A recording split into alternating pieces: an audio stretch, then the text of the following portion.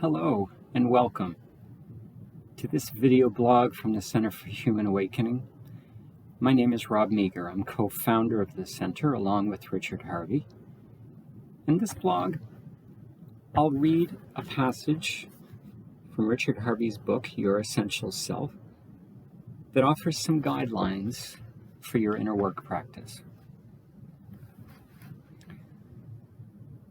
It is fine to simply read through this book.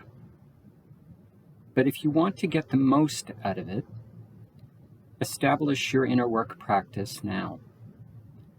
Here are my guidelines to help you. 1.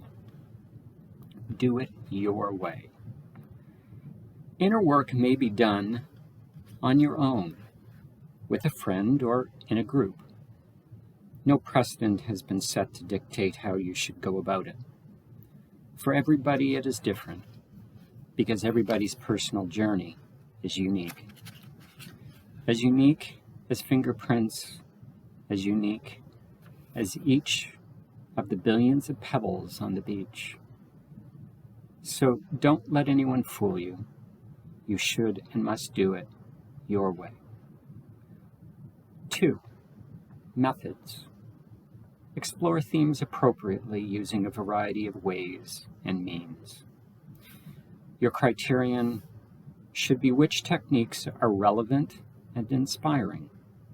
For example, writing, drawing, contemplation, meditation, dance and movement, active imagination, that is interacting and dialoguing with inner parts of yourself, fantasy and visualization, free association, that is spontaneous first thoughts, keeping a dream diary, keeping a notebook for insights and recording your life statements, awareness exercises, and conscious breathing. The notebook will be of particular use when you feel dejected about inner work and require some evidence that you have made progress, as well as when you need to revise your inner work or recall some event or insight.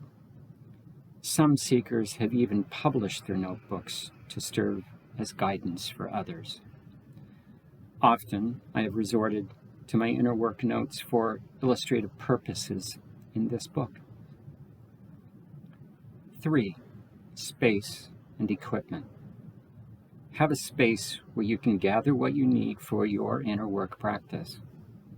Often, you will choose a method intuitively, so it is essential that you have everything you may need ready so you are not distracted by having to find things. These may include paper, a notebook, a drawing pad, pencils and pen, wax crayons. Please write by hand with pencils and pen rather than use a keyboard, because the hand and the body, and particularly the heart, is linked through handwriting in a way that is virtually impossible to preserve through writing with a keyboard.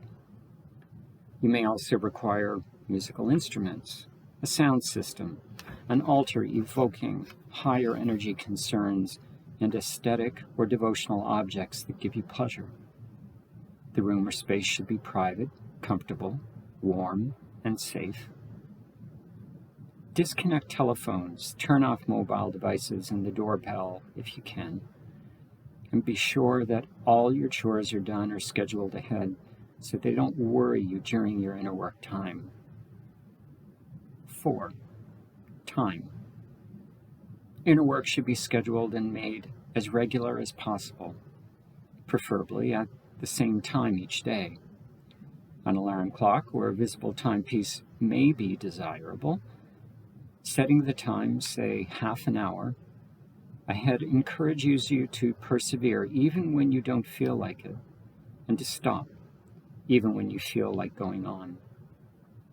And giving yourself a time boundary allows you to contain your inner work and helps to ensure that you keep to your discipline.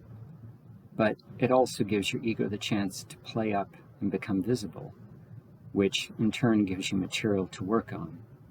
Either way, you win. 5. Help from others. When the time is right, be willing to ask. There are unparalleled advantages to working with others. A trusted friend or a group of like-minded seekers are indispensable to your journey at some point. When the time is right, try it.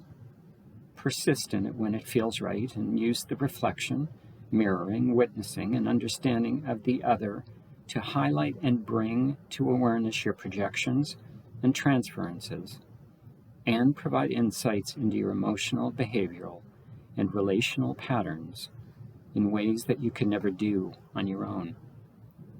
At some point, you too will need a guide to support, encourage, and conduct you over significant thresholds. When the time comes, remember two things that are of the utmost importance.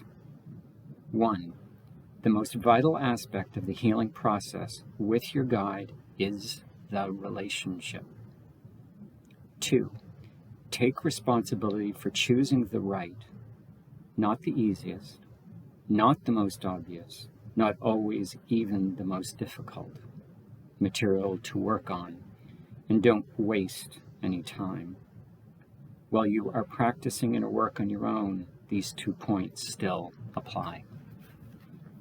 6, finally, attitude.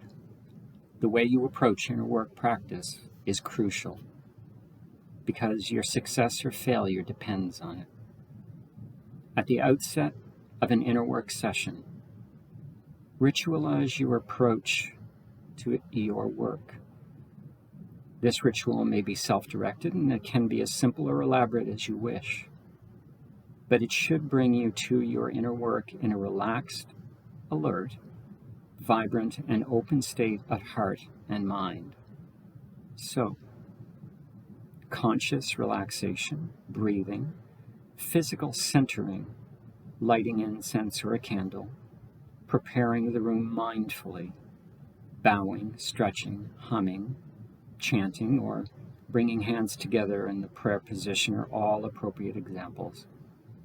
The important point is that the ritual has inner significance for you.